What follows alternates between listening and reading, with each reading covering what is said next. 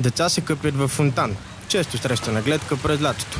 Забраната не спира мълчуганите, а столичната полиция и общината си прехвърлят отговорността по контрола. В най-големите горещини, в пиковите часове на топлината, влизат и се къпят. След появата на нашия екип, който снима къпещите се деца в фонтана, охраната на парка дойде и ги изгони. Това обаче е единственото, което можеше да направи. Макар водните съоръжения да изглеждат изключително привлекателни, потапянето в градските фонтани се оказва не съвсем безопасно.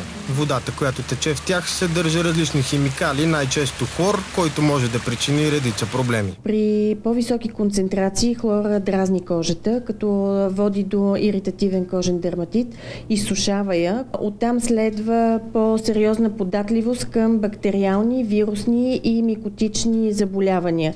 Оказва се обаче, че дори стоенето в близост до фонтана може да причини проблеми. Ако концентрацията на хлора е висока, той започва да се изпарява и да се инхалира от хората наоколо.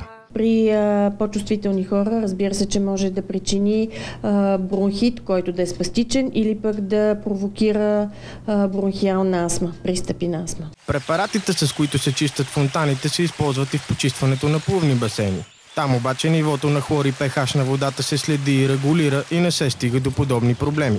В тях, за разлика от фонтаните, е нормално да има хора. И макар да трябва да има указателни табели, че къпането във фонтаните е забранено, в този парк такива липсват.